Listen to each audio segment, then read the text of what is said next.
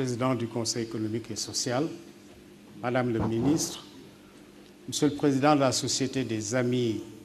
de l'Académie nationale des sciences et techniques du Sénégal, Madame la représentante de l'OMS, Messieurs les directeurs, mes chers collègues de l'Académie nationale des sciences et techniques du Sénégal, Mesdames, Messieurs, chers invités,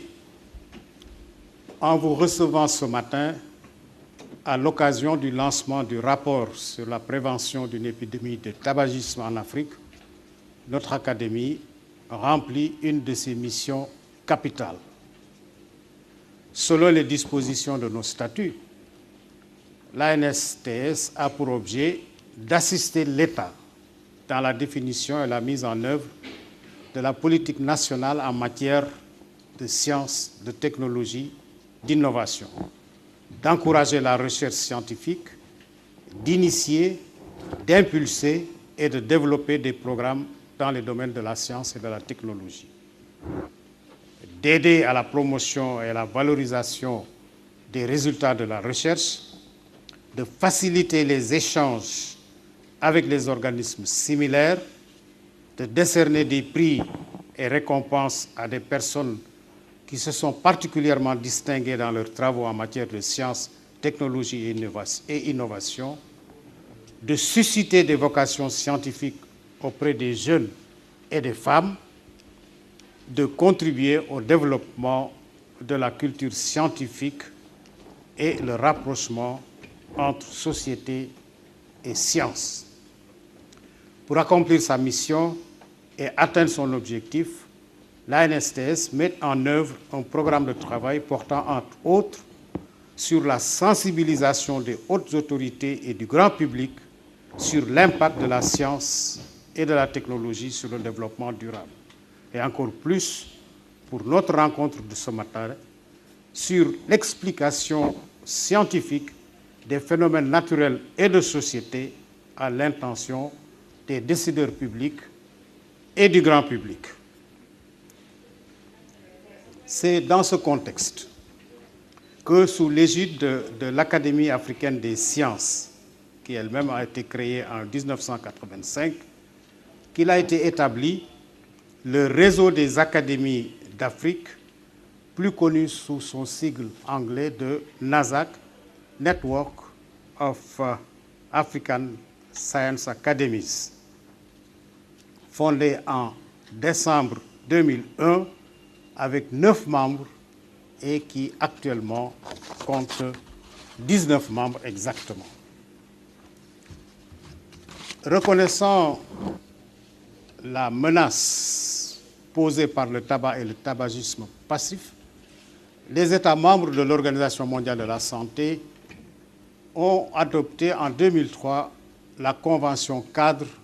de lutte anti-tabac. L'OMS indique que le tabac tue jusqu'à 1 sur 2 de ses consommateurs. Aucun autre facteur de risque n'est associé à un taux de mortalité aussi élevé et ne cause plus de 500 milliards de dollars US par an de dommages économiques. Plus grave pour notre pays,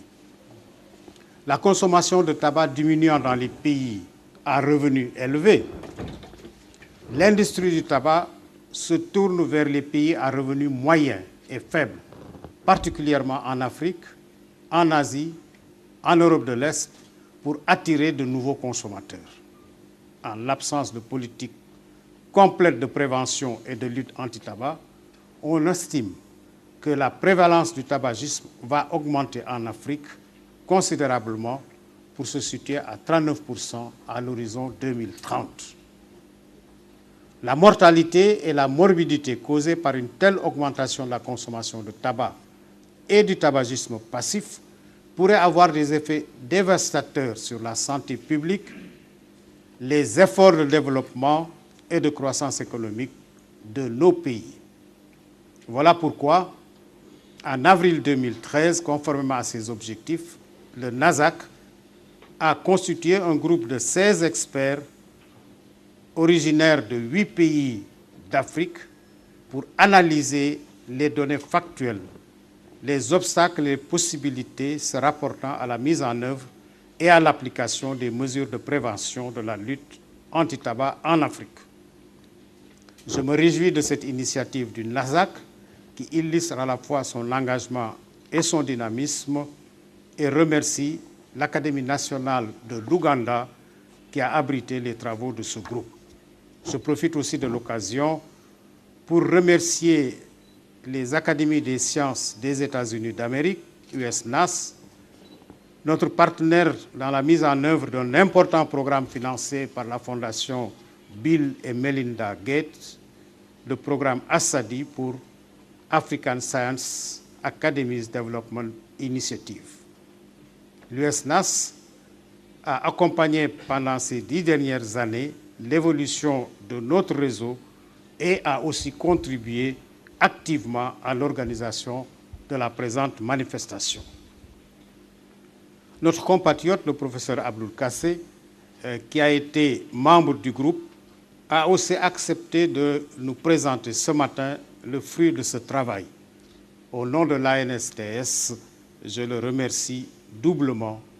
pour sa totale disponibilité. Je vous remercie également, Madame le ministre, membre de l'Académie,